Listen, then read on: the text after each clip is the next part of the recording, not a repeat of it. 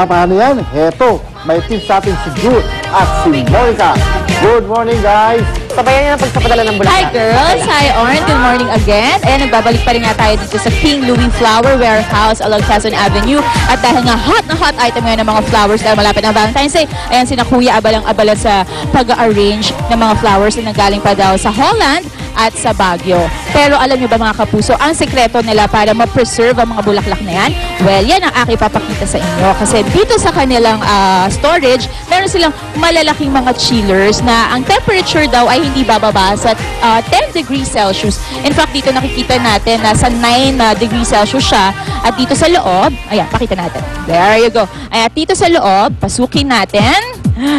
Tada! Dito sa loob, yung mga bulaklak ay kailangan, meron silang space to breathe. So, hindi sila pwedeng masyado magkakatabi. Tamang-tama lang, saktong-sakto lang dapat. At yung kanilang pinaglalagyan ng mga balde, kailangan meron siyang water and yung water na yan, meron silang nilalagay na certain solution para daw ma-prolong ang buhay ng mga bulaklak. Mga 3 weeks daw ang tinatagal nito kapag nilalagay nila dito sa loob ng chiller. Now, para doon sa mga flowers naman na long stem, tulad nitong nasa tabi ko, pakita natin. Ay, there you go. Ito madalas binibigay ng mga boyfriends o ng mga girlfriends. Yung mga long stem flowers na ganito, kapag pinibili, para daw ma-prolong ang buhay, nilalagay nila dito sa mga plastic tubes, like this one, na may water din sa loob, at ilalagay lang nila dun sa bandang ilalim or dun sa dulo ng bulaklak. Yan. Tulad ng ganyan, para ma-prolong din ang buhay ng mga long stem flowers up to 3 days. Now, para sa mga kapuso natin na lalo sa mga girls, sa mga katanggap ng flowers this coming Valentine's Day, paano nga ba mapapahaba ang buhay ng mga bulaklak na yan? Yan alamin natin kasama si paring Drew. Go, Drew! Ikaw naman, napaka-romantic mo. Pero tayo mo na kagad yung ilaw. Anyway, sabihin na natin, binigyan ka na nga ng long stem rose. Okay, syempre, di ba, maglalagay sila na ganyan para humaba yung buhay. Syempre, importante, mas pahabain mo pa yung buhay. Usually, ginagawa nila ay, tinatanggal nila to. Tapos nun, yan, ikakat nila to ng medyo diagonal. Bakit diagonal? Dahil diagonal, mas mahaba yung kanilang opening para mas may more chances na sumipsip yung mismong rose sa mismong tubig. Yan, so lalagay mo na yan dyan. Usually, papalitan mo raw yung tubig every 2 days. Or kung minsan ka, lalagyan mo raw ng Clorox para walang amoy at para walang bakterya po yung tubig. So every 2 days, pinapalitan mo yung tubig. At every 2 days, pinuputol mo rin yan para mas malawak po ang paghigop ng flower ng tubig. Ayan, okay. Sabihin na natin roses. Usually roses daw, ang maximum lifespan niya. Kunyari, inaalagaan mo sila. At medyo temperature natin dito sa Pilipinas, hindi ganun kalamig. So medyo mababa nga yung lifespan niya. Usually, ang maximum lifespan ng rose ay 1 week. Para naman sa mga medyo konting mahaba ang lifespan other than the rose, katulad ng carnation, ito yun, usually, nakahawa ka na ng bouquet of roses. Sige, kuya, open na natin yan. See? Yan. There you go. Same thing. Tulungan natin, kuya. Tagalin natin sa bouquet, sa wrapper. Lalagay din natin yan sa loob. Now, di ba meron ka ng accent sa bahay mo. Fine! After 2 days, gusto mo nang pahabain ulit yung flowers. Putol. Putol pa diagonal. Hop! Slanted putol. Hop! And then, ganyan. Hop! Pag pinutol ko lahat, di wala na tayong oras. Pero, sabihin na natin, pinutol na natin lahat. Lagay na natin sa malamig. Ay, lagay na natin sa malamig ito. Huwag mainit na tubig dahil mas lalong mamamatay ang mga flowers nyo. Yan. So, there you go. See? Preserving yung flowers na napakamahal na binili ng boyfriend nyo o mga irog nyo or yung asawa nyo. Siyempre, kailangan alagaan natin ang biniligay sa atin. Okay? Alright. So, di po yung mga 101 taking care of flower tips 101 dito sa Unang Hill. Okay? Balik muna tayo sa studio, guys. Good morning.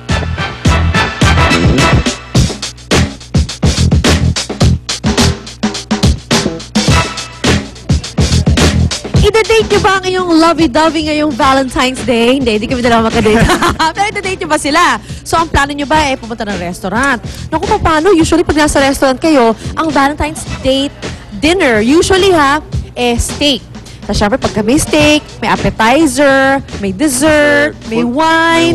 Tapos, full course meal. Full course meal talaga. And usually, that would cost, mababa na yung 1,000, di ba, Chef? 1,500. Mura na yung 1,000. Mura na yan. So, kung gusto nyo ma-date ang inyong loved ones na hindi lumalabas ng bahay at magmura ang inyong gagastusin, eto na ang paraan. Kaya kasama natin ngayong umaga si Chef Tristan Encarnacion. Good morning, Chef! Good morning, Lynn. Okay, we are going to talk about alternatives. Kasi hindi naman kailangan social yung mga pagkain, di ba? Basta yung, andun yung, yung effort, Love. yung puso dun sa pagkain. Correct. That's a secret lang. Oo nga, that is the secret. Ginawa ko rin yan dati.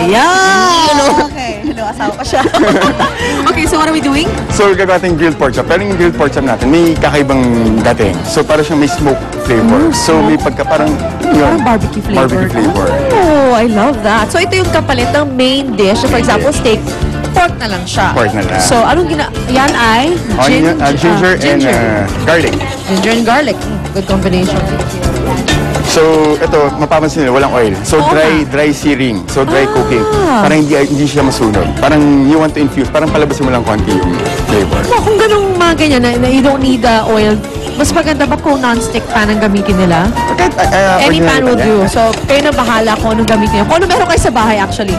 Okay, and then you're putting vinegar. Vinegar. White vinegar. Yeah. May kaibahan ba pag ano? White vinegar? But actually, the flavor. Kung gusto nila, pwedeng apple cider Oo. or basta plain vinegar lang. Pero matapang ang white vinegar, di ba? Pinaka ano siya, yung parang subtle. Yun, matapang sa mata. Matapang sa mata, oo nga. Kaya nga naiiyak ka na eh. Baka may naisip ka ibang tao. May date si Chef ngayong Valentine's Day. Okay, nilagay ka ng soy sauce. Soy sauce and then yung ating smoke essence. Yung smoke essence, you can get this sa mga local markets. That's the actual name? Smoke essence? So magiging labas niya para ka nag-barbecue. Parang Para kang nag-barbecue. anong hindi kailangan mag-barbecue. Walang usok sa bahay. There you go. And then, ito na yung marinating liquid natin. Okay. Pagka-marinate, gagawin natin, of course, we need to marinate our pork chop for Yes. at least an hour or two. Oo. Tapos, So ito na, marinate mo na siya. na-marinate na. And naluto na rin natin sa mismong marinating liquid niya. Okay. So basically what you did was, you marinate yun, Yeah. and nilagay mo doon ng pork, tapos binabad mo, tapos Yeah. the whole night, pwede rin. Yan, pwede na. Oh, better. Mas maganda para talagang ma-infuse yung flavor. And then the next day, niluto mo na. Luto There you na. go. And of course, syempre, masarap na yung food, kailangan presentation na rin. Presentation is very important, ha? Tsaka yung syempre, yung mismo table nyo, gandahan nyo naman. Okay. So, ang makikinabang talaga sa yung napakasarap na pork chop. Walang iba kundi yung dalawang napakaganda nating ladies dito, si Luan at si Suzy, na tinitira na ang leche flan na dessert. Yeah. First Chef one. nga pala, pag ganyan, ang lunch, ako yan ang main dish, what would you recommend na appetizer at dessert? Na pwedeng gawin sa bahay, ha? For the appetizer naman, it's yung French bread or kahit pandesal. Oo, yung bread, oo. Cut it lang in half. Oo. And then top it with malunggay pesto. Uy, love. Or this Love is actually malunggay. malunggay and tomato pesto. Oh, okay. Quesong puti and tomatoes. O, tapos yung hindi mo matatapos, pwede nyo kain the next day pa, di ba? Yeah, pwede. Okay, tomatoes is very good for the skin, for your health, and for your heart. For the Okay. dessert naman, leche flan lang yan. Ay! Pero nilagyan lang natin Leche ng brown sugar on top. Parang creme brulee, pero Pinoy style. So, niluto mo muna yung, eto. Parang leche flan, plain leche flan, And put then- some brown sugar, and then That's it? toaster lang. A That's it. Mama toaster. Suzy? There you go. Akala ko niluto mo muna yung brown sugar. Okay, so complete meal na po yan. Napakaubod ang sarap. Nga pala yung inumin nila, hindi wine. Hindi kailangan ng wine. Hindi kailangan ng wine. Oo. Parang let's go, parang healthy. Oo, fruit juice lang. Fruit juice, yeah. Di ba? Para aware kayo the rest of the night. Yeah. And ito lang, Lina. Oh. Yung nakita nila ngayon, kinakain ni Suzy and ni Wait, Luan, Alwan. $300 lang. 300 pesos lang siya? Para sa dalawang tao. Talaga? So, 150 per head ang 150 nangyayari. per head. So, kung nasa restaurant ka, gagastos ka ng 1,000 to 1,500. Yes, Eto, about 150? Yes. Oh my. Kayo na, you do the math, people, because with that amount of money, marami na kayo mapapakain yan. Di ba? Simple na masarap pa. And of course, healthy. Correct. Iyayain mo na kami sa bahay niyo para makakain na tayong lahat. Masarap yun na. Happy Valentine's. Happy Valentine's Day, Chef. Happy Valentine's. Jelly, you love me. Isa pa nga. Sige. Tama na. Okay. Yan ang po ang yan ang po mga pagkain na maaari niyong ihanda para sa inyong mga mahal sa buhay ngayong Valentine's Day. Kainan na. Diyan lang kayo. Mabalik agad ang unang hirit. Ibutira na bang tayo? Saya sa unang hirit, unang hirit, unang hirit. Magugulat ka. Unang hirit, unang ka. Balitang dapat na. Bilang bata, gusto ko may mga clown, may balloon, ang dami kong bisita. Naging isang malaking pamilya. Ramdam mo na yung katabi mo, hindi mo kilala, pero maakbayan mo ang nararamdaman mong kapatid, yung kapwa mo Pilipino. Mahirap ang pinagdadaanan ng karamihan sa atin ngayon. Pero